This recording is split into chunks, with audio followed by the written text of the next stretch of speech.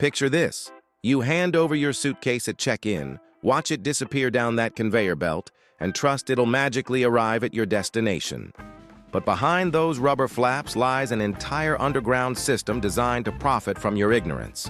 Airlines generated over $7 billion from baggage fees last year alone. $7 billion. That's not a typo. And the crazy part? Most of those fees are completely avoidable if you know the secrets baggage handlers and airline executives don't want you discovering. From hidden measurement tricks at the gate to shocking truths about what really happens in baggage sorting rooms. Today, we're ripping apart the entire luggage racket. These aren't just clever tips. These are industry secrets that could save you hundreds of dollars per trip and protect your belongings from damage most travelers accept as normal. Some frequent flyers have been using these strategies for years, flying with full-sized bags without paying a single extra fee. Hit that subscribe button because after this video, you'll never look at airport baggage the same way again. Let's expose the 12 baggage secrets airlines are hiding from you. The carry-on measurement scam. Here's something gate agents won't admit. Those metal bag sizers at the gate, they're not standardized. Different airlines use different dimensions, and even within the same airline, sizers vary by airport. But here's the real secret. Gate agents rarely use them unless your bag looks obviously oversized. They're trained to eyeball it first. If your bag fits in the overhead bin without forcing it, you're usually fine, even if it technically exceeds the official measurements by an inch or two. The trick savvy travelers use: soft-sided bags that compress. Hard-shell suitcases get measured more often because they look rigid and obvious. But a soft duffel or backpack that's slightly over the limit, it squishes down and rarely gets challenged. Airlines know this. They just hope you don't. Why? Because every time they force you to check a bag at the gate, that's an easy $30 to $50 fee with zero effort on their part. Why fragile stickers are worthless. You slap a fragile sticker on your bag thinking it'll get special treatment. Here's the brutal truth from actual baggage handlers. Those stickers mean absolutely nothing. Zero. Zip. In fact, some handlers admitted that bags with fragile stickers sometimes get tossed around more because there's an inside joke about passengers thinking a 50-cent sticker changes anything. Your bag is getting thrown onto conveyor belts, dropped from sorting chutes, and stacked under hundreds of pounds of other luggage regardless of what stickers you use. The real solution? Pack everything fragile in your carry-on. If it can't survive being thrown 6 feet onto a concrete floor, it doesn't belong in checked luggage. Airlines sell you this false sense of security with fragile stickers and special handling fees. But baggage systems are designed for speed, not gentleness. Your grandmother's china should never go below deck. The weight distribution loophole. Airlines have a maximum weight limit per bag, usually 50 pounds for domestic flights. Go over, and you're hit with overweight fees that can reach $200. But here's what they don't tell you. There's no limit on how many carry-on items you can wear. Smart travelers use this loophole brilliantly. Wear your heaviest jacket, even in summer. Put your bulkiest shoes on your feet. Load up a travel vest with pockets and stuff them with heavy items like power banks, toiletries, and books. One frequent flyer saved over $300 per trip by wearing a tactical vest packed with 4 pounds of gear through security, then taking it off once seated. Completely legal. Airlines can't stop you from wearing clothing, no matter how stuffed with items it is. The TSA doesn't care about weight. They care about prohibited items. So as long as you're not smuggling liquids over 3.4 ounces, wear whatever you want. Transfer the weight from your checked bag to your body and save a fortune. Lost luggage isn't really lost. When airlines tell you your bag is lost, what they really mean is they can't be bothered to track it down immediately. The truth? Almost every lost bag eventually gets found. It's just sitting in a warehouse somewhere while airlines drag their feet. But here's the dark secret. After 90 days of being unclaimed, your luggage goes to auction. Yes, airlines literally sell your belongings. There's an entire industry built around buying unclaimed luggage in bulk, sorting through it, and reselling everything inside for profit. Scottsboro, Alabama has an entire store dedicated to selling unclaimed airline luggage contents. Designer clothes, electronics, jewelry, all auctioned off while airlines claim they did everything possible to reunite you with your bag. The airline already compensated you pennies on the dollar for your loss. Then they turn around and auction your actual belongings for full profit. Double dipping at its finest. Why airlines want you to check bags.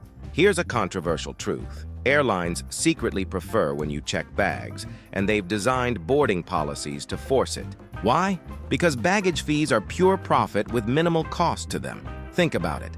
Baggage handling systems already exist. The infrastructure is already there, but every checked bag fee is almost 100% profit margin because they're charging you for a service that costs them virtually nothing to provide. That's why they've shrunk overhead bin space, reduced carry-on allowances, and implemented basic economy fares that don't include carry-ons. They're engineering situations where checking bags becomes unavoidable. Budget airlines like Spirit and Frontier, forcing most passengers to either check bags or pay carry-on fees. Either way, they're extracting money for something that used to be free. Don't fall for it. Learn the size limits, pack strategically, and keep your bags with you. Baggage handler. Damage rates are shocking. Airlines handle over 2.8 billion bags every year. Want to guess how many get damaged? The official industry estimate is around 7 per 1,000 bags.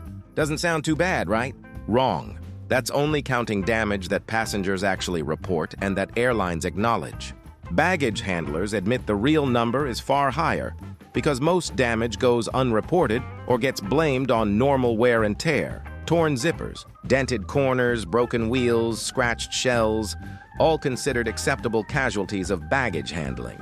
And here's the kicker. Airline liability is capped at around $3,500 per bag for domestic flights. Far less for most international routes. Lost an expensive suitcase with valuable contents? Good luck getting properly compensated. They'll drag out the claims process, demand receipts for everything, and ultimately offer you a fraction of replacement value. The smartest travelers use beat-up, cheap luggage for checking and keep anything valuable in carry-ons where airline liability doesn't apply. The hidden baggage fee refund trick. Most travelers don't know this. If your checked bag is delayed more than 12 hours on a domestic flight, you're entitled to a baggage fee refund. But airlines will never tell you this voluntarily. They'll apologize, but they won't mention the refund clause buried in their contract of carriage. You have to specifically ask for it and reference the delay policy. Same thing if you paid for priority baggage handling and your bag came out last. That's grounds for a refund. But you'll need to file a formal complaint and reference their service guarantee. Delta, United, and American all have these policies, but compliance rates are abysmal because they're counting on passengers not knowing their rights. Document everything. Take photos of baggage claim timestamps, get written confirmation of delays, and file claims immediately. Airlines bank on your ignorance. Make them honor their own policies. Why bags get randomly selected? Ever notice how your bag gets pulled aside for random additional screening way more often than seems statistically random? There's a reason for that, and it's not random at all. Certain baggage characteristics trigger automatic flags in TSA systems. Densely packed bags, unusual shapes, bags with lots of electronics, bags with organic materials like food. All these factors increase your chances of secondary screening. But here's what TSA won't tell you. Once your bag gets flagged, it's more likely to get flagged again in future trips because you're in the system as a previous selectee. It's confirmation bias masquerading as random selection. The solution? Pack smart. Use packing cubes to separate items. Place electronics in easily accessible spots. Avoid packing food unless absolutely necessary. Make your bag look organized and boring on X-ray screens. Less time in secondary screening means less chance of missing your flight. Airline bag tracking is deliberately vague. Those bag tracking apps airlines brag about, they're intentionally designed to give you just enough information to keep you calm without revealing how disorganized baggage systems actually are. When your app says bag loaded onto flight, that could mean anything. It might be on your specific flight, or it might be on a different flight, headed to a connecting hub where it'll eventually reach you 3 days later. Airlines use generic status updates because giving you precise location, data would expose how often bags get misrouted. The vagueness is strategic. They're managing your expectations while buying time to sort out their mistakes. Real baggage tracking technology exists. Amazon can tell you exactly where your package is down to the specific delivery truck. But airlines? They give you 5 vague status updates and hope you don't ask questions. Invest in an AirTag or tile tracker. Put it inside your checked bags. Then you'll know exactly where your luggage is, not where airlines claim it is. The overweight bag weight variance. Airport scales aren't as accurate as you think. In fact, there's usually a 2 to 3 pound variance depending on calibration, how you place the bag, and even the temperature of the scale. Savvy travelers use this to their advantage. If your bag weighs 51 pounds at check-in, don't immediately start unpacking. Ask politely if they can weigh it again. Sometimes simply repositioning the bag on the scale results in a different reading that might drop you below the 50-pound limit. Different check-in counters often have scales with slightly different calibrations. If you're borderline on weight, try checking in at a different counter or kiosk. It sounds ridiculous, but baggage handlers confirm. This works more often than you'd expect. Airline. Know their scales have variance? That's why many agents have discretion to waive overweight fees for bags that are only slightly over the limit. But they'll only use that discretion if you're polite, not demanding. Why priority baggage tags mean nothing. You paid extra for priority baggage handling, expecting your bag to come out first at baggage claim. Then you watch as hundreds of regular bags appear before yours finally shows up last. Here's why. Priority baggage tags are often ignored by baggage handlers because there's no accountability system. Handlers are under intense time pressure to unload planes fast. Sorting bags by priority status slows them down, so they just toss everything onto the carousel in whatever order is fastest. Airlines sell priority baggage as a premium service, but there's no enforcement mechanism. If your bag comes out late despite the priority tag, good luck getting compensation. Most airline contracts include language saying priority handling is when operationally possible, giving them an easy out. The only reliable way to ensure quick baggage retrieval? Don't check bags. Carry-on only means you walk straight out of the airport while everyone else waits at carousels. Checked bag insurance is a ripoff. Airlines and third-party companies aggressively push baggage insurance when you're booking flights. Seems smart, right? Protection in case your bag gets lost or damaged? Here's the scam. Most baggage insurance policies duplicate coverage you already have. Many credit cards include baggage protection as a cardholder benefit. Homeowners or renters insurance often covers belongings even when you're traveling. You're paying for redundant protection, but even worse, baggage insurance policies have so many exclusions and limitations that filing successful claims is nearly impossible. Electronics? Often excluded. Jewelry? Excluded. Damage from normal wear and tear? Excluded.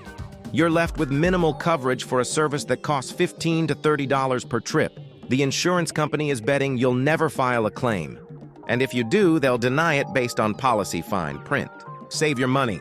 Document the contents of your bags with photos before checking them, keep valuables in carry-ons, and use credit card protections instead of overpriced insurance policies. There you have it. 12 baggage secrets airlines have been hiding while raking in billions from fees most travelers could easily avoid. From fake fragile stickers to priority handling that doesn't actually prioritize. The entire baggage system is designed to extract maximum profit while providing minimum accountability. The baggage industry has spent decades perfecting psychological tricks and policy loopholes that keep passengers confused and compliant.